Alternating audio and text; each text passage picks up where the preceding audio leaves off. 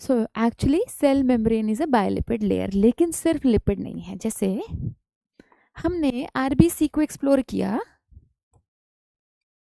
तो हमने पाया कि आरबीसी की membrane is one of the most studied membranes. हमने देखा कि सिर्फ 40% लिपिड है इसमें, तो बाकी क्या है बेटा, 52% प्रोटीन्स हैं इसमें।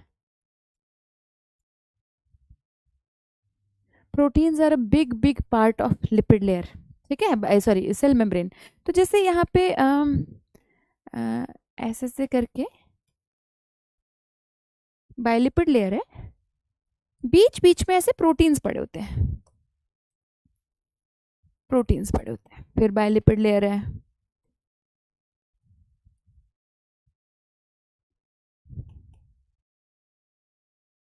फिर से कोई प्रोटीन पड़ा है, ठीक है। इनफैक्ट बाहर की साइड लगे हुए भी प्रोटीन्स होते हैं, जैसे ऐसे पड़ा हुआ है ना,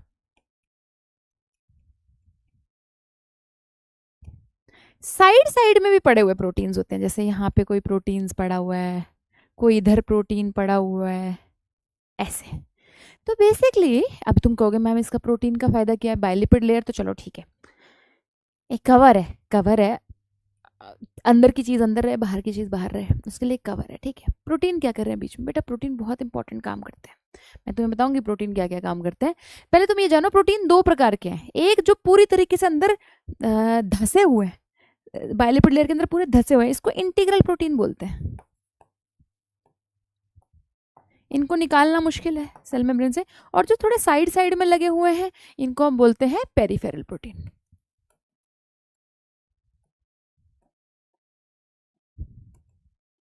पेरिफेरल प्रोटीन दो प्रकार का प्रोटीन है। अब तुम कहोगे कि मैम इसमें प्रोटीन्स का बेसिकली फंक्शन क्या है बेटा, कभी कभी प्रोटीन्स और कार्बोहाइड्रेट्स यहाँ रिसेप्टर्स का काम करते हैं। सेल के बाहर की साइड प्रोटीन्स और कार्बोहाइड्रेट्स रिसेप्टर्स का काम करते हैं, तो कुछ कार्बोहाइड्रेट्स भी लगे होते हैं ऊपर, ठीक है। अभी हम एनसीईआरटी से डायग्राम पढ़ेंगे, कार्बोहाइड्रेट्स भी लगे होते हैं, ठीक है, शुगर्स भी लगी होती हैं, ऐसा नहीं कि शुगर्स नहीं लगी होती। जैसे मान लो ऐसे ऐसे ऐसे ऐसे ऐसे शुगर्स भी लगी हो सकती है, ठीक है, यहाँ पे शुगर्स भी लगी होती हैं। तो प्रोटीन्स और जो शुगर्स हैं वो रिसेप्टर्स का काम कर सकते हैं, ठीक है। बाहर से कोई सिग्नल आया तो वो सिग्नल किसको ऊपर अटैच करेगा, प्रोटीन्स या शुगर्स के ऊपर अटैच कर सकते हैं। बाकी प्रोटीन जो है वो बहुत ज़्यादा ट्रांसपोर्ट का काम करते हैं। जैसे कि अगर बाहर से किसी चीज़ को अंदर आना है तो दो तीन तरीके हैं इस चीज़ को करने के, ठीक है। अगर मैं ट्रांसपोर्ट अक्रॉस मेम्ब्रेन की बात करूँ ना, अब तुम कहोगे मैम ट्रांसपोर्ट का क्या फायदा, अरे यार सेल को बाहर से चीजें चाहिए और सेल को बाहर चीजें फेंकनी भी है। ट्रांसपोर्ट अगर सेल मेम्ब्रेन नहीं करेगी तो सेल मेम्ब्रेन का कोई फायदा नहीं। हमने कोई पन्नी थोड़ी भी लगानी है कि कुछ भी पास नहीं होना चाहिए। It is selectively permeable membrane, ये टर्म सुना है, membrane is selectively permeable. Permeable मतलब चीजें क्रॉस कर सकती हैं इससे, सारी नहीं, सिलेक्टिवली। तो ट्रांसपोर्ट दो प्रकार का होता है बेटा, एक ट्रांसपोर्ट होता है पैसिव एंड एक होता है active.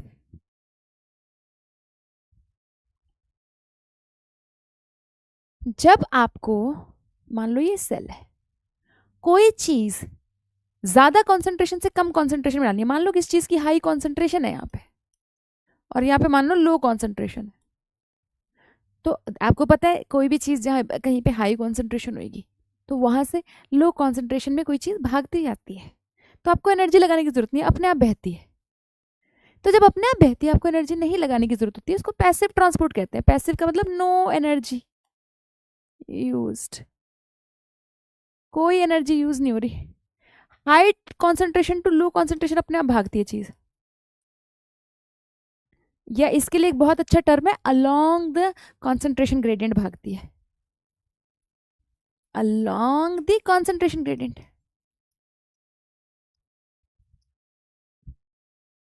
Along the concentration gradient भागती है।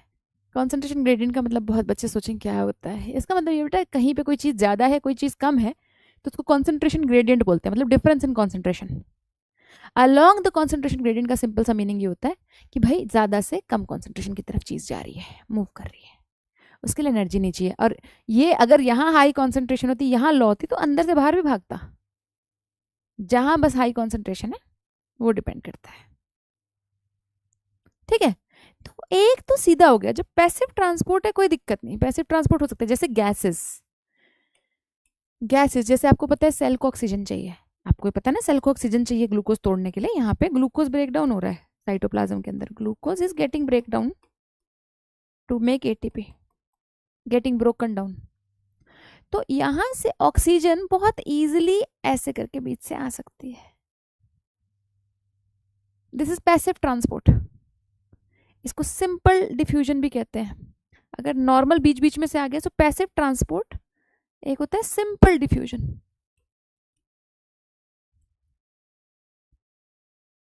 जब नॉर्मली बायोलिपिड लेयर के बीच में से कोई चीज निकल के आ गई, और यहाँ पे तुम्हें पता है CO2 बनती है, एटीपी, यहाँ पे CO2 गैस बनता है, तो CO2 गैस बहुत इजीली यहाँ से वैसे बाहर निकल जाती है,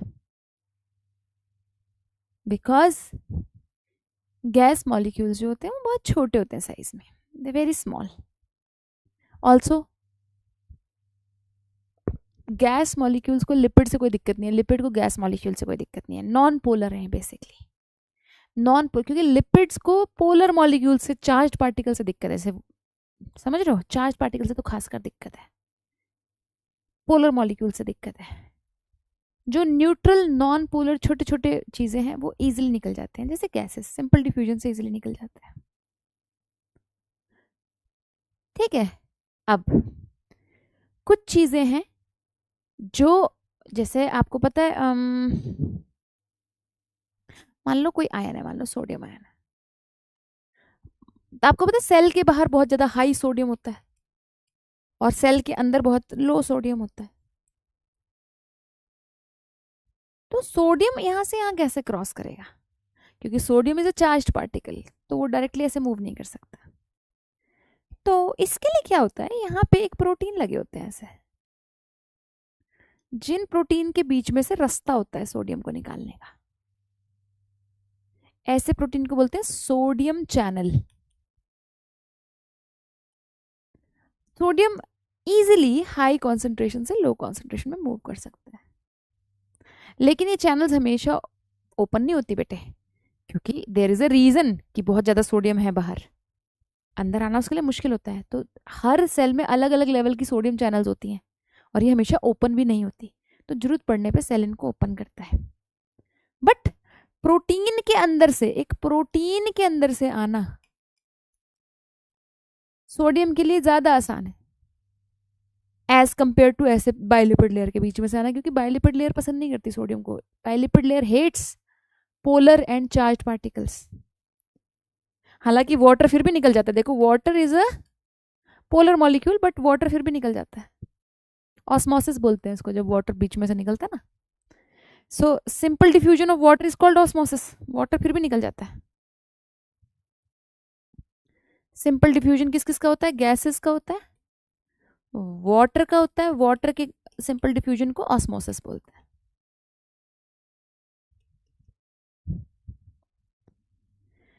अगर जैसे अभी मैंने सोडियम को निकाला कि एक प्रोटीन है लेकिन एनर्जी नहीं लग रही उसमें, बस प्रोटीन ने थोड़ा सा ना सेफ सा रास्ता दे दिया सोडियम को निकलने के लिए, क्योंकि यार देखो सोडियम चार्ज पार्टिकल है, वो नहीं निकल पाएगा बायोलिपिड लेयर से, तो हाई टू लो कॉन्सेंट्रेशन, ये कोई एनर्जी नहीं लग रही, पैसिव ट्रांसपोर्ट ही है लेकिन प्रोटीन की हेल्प से, तो इसको बोलते हैं फैसिलिटेटेड, फैसिलिटेटेड ट्रांसपोर्ट, कि बेसिकली फैसिलिटेट किया है आपके ट्रांसपोर्ट को, प्रोटीन ने हेल्प किया है, जैसे कि मैंने अभी एग्जांपल दिया है सोडियम चैनल का,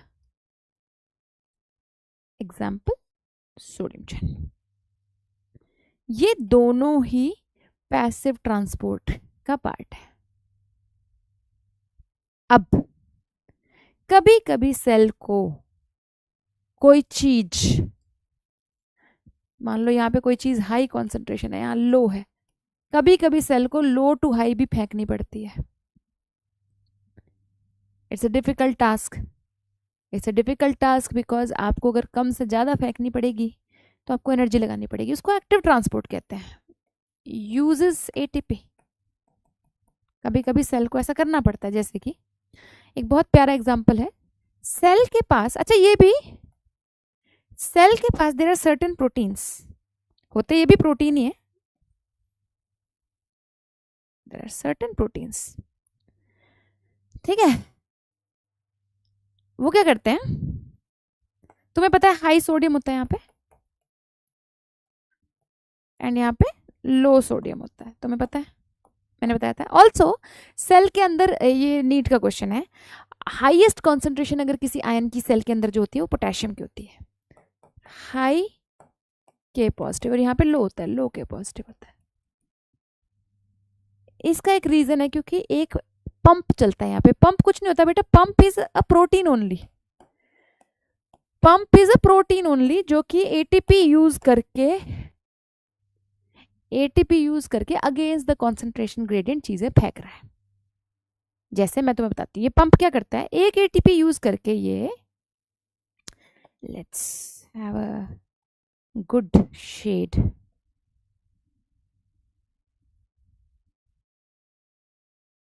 this brown, green, this is nice,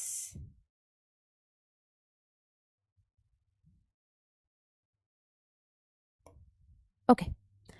ये एक एटीपी यूज करके 3 सोडियम, यहाँ पे लो है सोडियम, फिर भी 3 सोडियम बाहर फेंकता है, और उसी एक एटीपी की हेल्प से 2 पोटेशियम अंदर फेंकता है, अगेंस्ट द कॉन्सेंट्रेशन ग्रेडियंट फेंक रहा है। देख रहे हो, जहां सोडियम कम है वहीं से उठा के 3 सोडियम बाहर फेंक दे रहा है, जहां पोटेशियम कम है वहीं से उठा के 2 पोटेशियम अंदर फेंक दे रहा है, और ये हर सेल के पास है, इसे सोडियम पोटेशियम पंप बोलते हैं।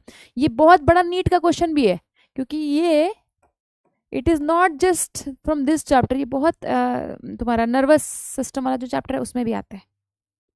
क्वेश्चन ये आता है कि एक एटीपी यूज करके कितना क्या फेंकता है, तो एग्जामिनर कंफ्यूज करता है, 3 sodium outside, 2 sodium outside, 2 sodium inside, ऐसे से कंफ्यूज करता है। तो आपको याद रखना 3 सोडियम आउटसाइड, 2 पोटेशियम इनसाइड। अब क्योंकि ये अगेंस्ट द कॉन्सेंट्रेशन ग्रेडियंट है,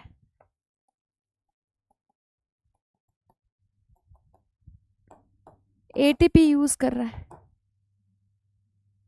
एग्जाम्पल है पंप, सोडियम पोटेशियम पंप, ठीक है। अब तुम्हें बहुत अच्छी अच्छी बातें पता चली है सेल मेम्ब्रेन के बारे में, है ना, इसको थोड़ा नोट कर लो, करो करो नोट करो।